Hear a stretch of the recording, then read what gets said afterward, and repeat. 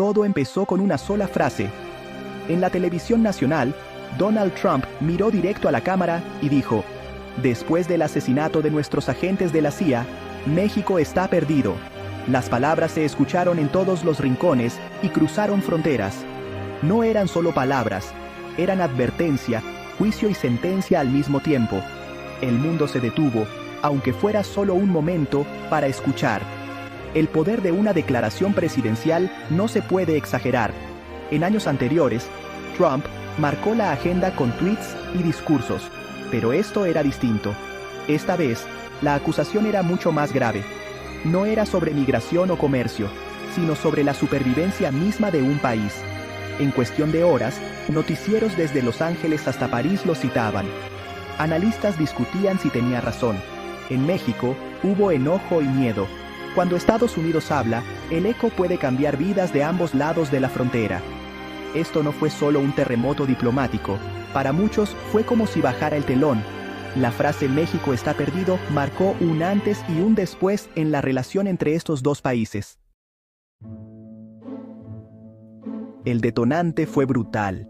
En las afueras tranquilas de Chihuahua, emboscaron a un convoy de agentes de inteligencia estadounidenses.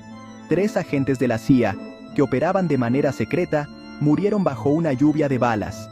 Los atacantes desaparecieron en el desierto, dejando caos y muchas preguntas. El gobierno mexicano reaccionó con sorpresa y condena. Las fuerzas de seguridad cerraron la zona, pero las respuestas tardaron en llegar. Para Washington, el mensaje era claro. El norte de México ya no estaba bajo control. Ni siquiera los agentes estadounidenses estaban seguros. Este hecho no solo cobró vidas, expuso las grietas del sistema de seguridad mexicano. El mundo vio cómo los funcionarios luchaban por explicar cómo pudo pasar algo así. En redes sociales, la especulación y el miedo crecieron rápidamente. ¿Fue un hecho aislado o señal de algo más profundo? Para Estados Unidos, fue la gota que derramó el vaso. Para México, se volvió una vergüenza internacional que marcaría su destino por años. No tardó en surgir una nueva narrativa. Comentaristas, expertos en inteligencia y políticos estadounidenses empezaron a llamar a México un estado fallido. Esa etiqueta pesa mucho. Significa que un país ya no puede proteger ni a sus propios ciudadanos ni a sus aliados extranjeros de la violencia y el caos. El término estado fallido tiene consecuencias. Abre la puerta a la intervención, sea militar, económica o diplomática. De repente, México ya no era solo el vecino. Era un problema por resolver. Esta narrativa se esparció rápido en todos los medios. Caricaturas, columnas de opinión y noticias mostraban lo mismo. México, antes visto como aliado estratégico, ahora era presentado como zona de peligro. El asesinato de los agentes de la CIA se volvió el símbolo de esta caída.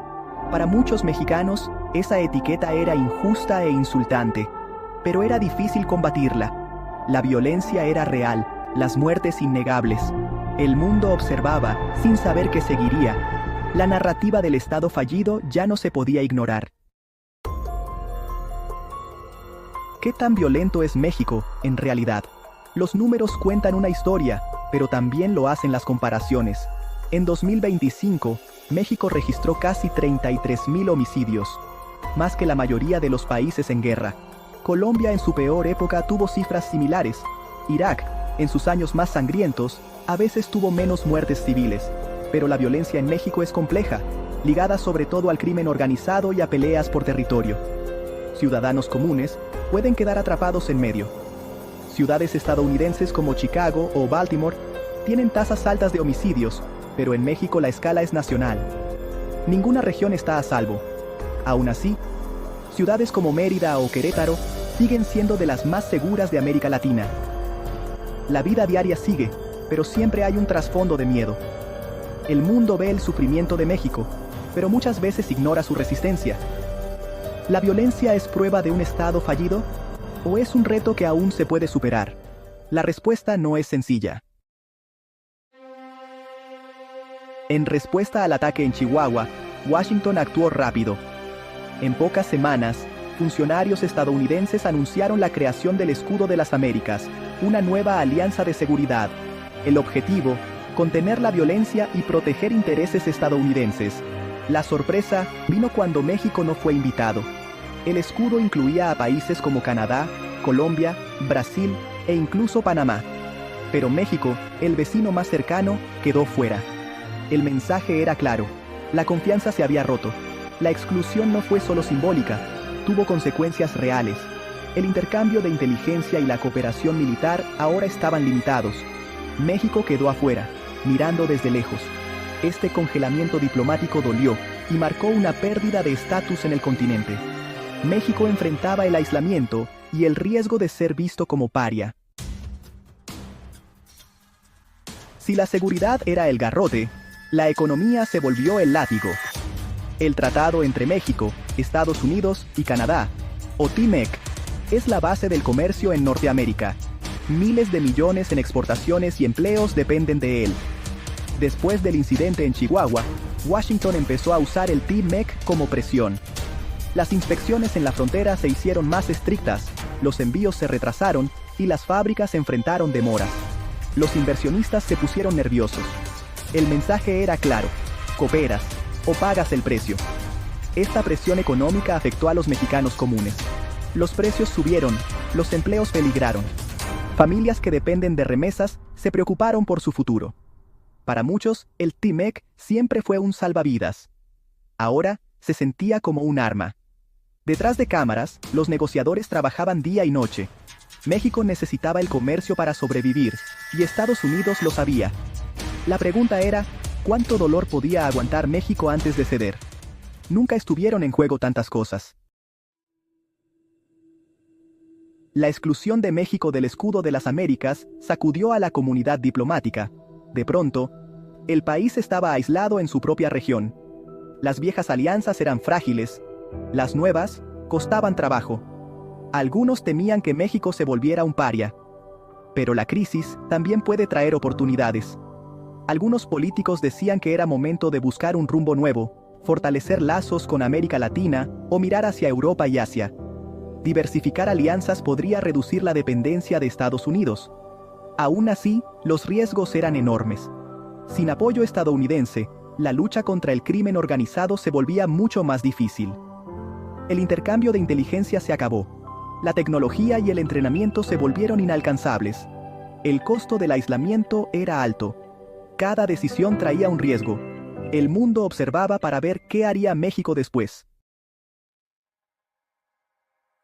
Para el mexicano común, estas peleas políticas pueden parecer lejanas, pero sus efectos se sienten de inmediato. El peso perdió valor, la inflación se disparó, y la comida y las medicinas se encarecieron. En ciudades fronterizas, cerraron fábricas, y miles se quedaron sin trabajo. Las familias se preocupaban por su seguridad. Las alertas de viaje alejaron a turistas. Los negocios batallaron para sobrevivir. La incertidumbre se sentía en todos lados. Padres se preguntaban si sus hijos tendrían futuro en México o si tendrían que irse a buscar oportunidades. Los jóvenes sentían la presión. Conseguir visas era más difícil. Los sueños de una vida mejor parecían lejanos. La frustración y el enojo crecían. La gente salió a las calles, exigiendo respuestas a sus líderes. Pero también surgió la resiliencia. Las comunidades se apoyaron entre sí. Los negocios locales se adaptaron, buscando nuevas formas de salir adelante. Aún en crisis, el espíritu mexicano se negó a rendirse. Entonces, ¿México está realmente perdido? ¿O esto es solo otro capítulo en una historia larga y complicada? Algunos expertos advierten que el país está en una encrucijada. Otros creen que México puede darle la vuelta a la situación. Lo que sí está claro es que los riesgos son enormes. Están en juego la soberanía, la seguridad y la prosperidad. El mundo está mirando. El futuro de millones depende de las decisiones que se tomen hoy. Esto no es solo un debate político, es el destino de un país. Los mexicanos deben exigir respuestas a sus líderes y negarse a dejarse llevar por el miedo. México no está perdido, aún no, pero su futuro está en la cuerda floja. El debate empieza ahora. ¿Vas a ser parte de él?